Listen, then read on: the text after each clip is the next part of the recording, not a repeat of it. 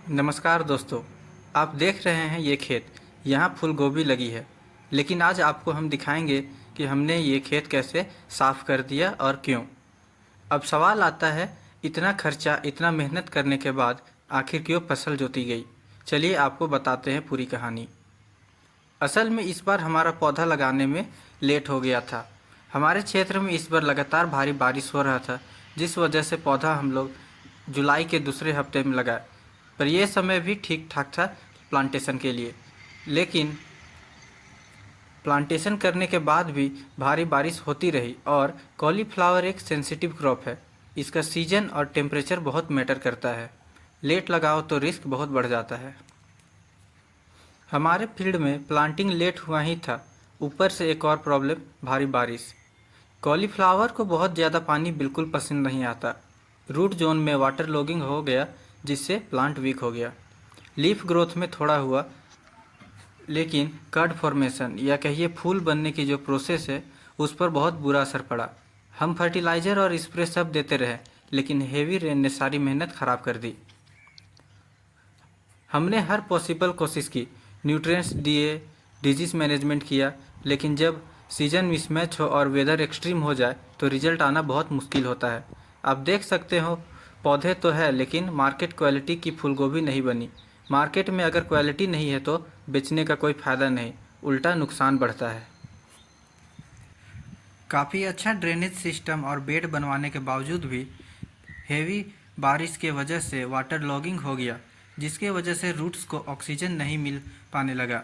मिट्टी का स्ट्रक्चर भी ख़राब हो गया, बेड भी बैठ गया और न्यूट्रिएंट्स जैसे नाइट्रोजन, पोटास, सल्फर लीच होकर बह जाते हैं। इसका रिजल्ट होता है कि पौधे का ग्रोथ स्लो हो जाता है। पानी भरने से फंगस अटैक होता है, जिससे पौधे मुरझा जाते हैं और गिर जाते हैं। एक्स्ट्रा नमी से पत्तों के नीचे सफ़ेद पाउडरी लेयर बन जाती है, जिसे सफ़ेद फफूंदी कहते हैं। इसके वजह से पत्तियां पीली और वीक हो जाती है। इसके साथ में धब्बेदार बीमारी लगती है, जिससे बारिश के बाद बहुत फास्ट स्प्रेड होता है और पौधे को नुकसान पहुंचता है। और भारी बारिश के वजह से जो नए पौधे होते हैं छोटे छोटे, वह गिरना शुरू हो जाते हैं। भारी बारिश के वजह से खेत में पोषक तत्व की कमी हो जाती है। भारी बारिश नाइट्रोजन को वाश कर देती है। इसके वजह से पत्ते हल्के पीले हो जाते हैं और धीरे धीरे कमज़ोर होते हैं और बीमारियां इसमें लगने लगती है। और एक्स्ट्रा नमी से डायमंड बैक मॉथ और पेंटेड ब्लग अटैक बढ़ जाता है। इन सब को कंट्रोल करने के लिए आपको नीम ऑयल का स्प्रे करना है। पर हमारे केस में बारिश इतना लगातार था कि तुरंत स्प्रे करने के बाद बारिश होता था, वो धुल जाता था, जिस वजह से किसी भी केमिकल या नीम ऑयल का असर हमारे पौधे पे नहीं हो पाया और काफ़ी नुकसान हुआ। इसी वजह से हम लोगों ने डिसाइड किया कि हमारे खेत को साफ़ करवा देंगे और अगली फसल के लिए तैयार कराएंगे। तो आखिर हमने डिसीजन लिया, ये क्रॉप अब आगे रखने लायक नहीं है।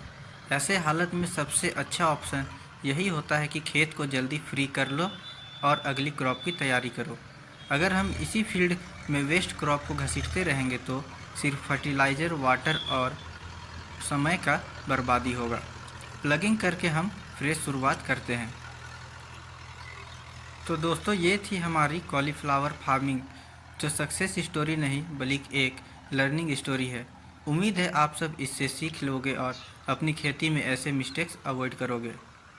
अगर ये वीडियो आपको अच्छा लगा हो तो लाइक और शेयर ज़रूर करें और कमेंट में बताइए कि आपकी कॉलीफ्लावर क्रॉप इस साल कैसी रही। चैनल को सब्सक्राइब करना मत भूलिएगा। मिलते हैं अगले वीडियो में। धन्यवाद।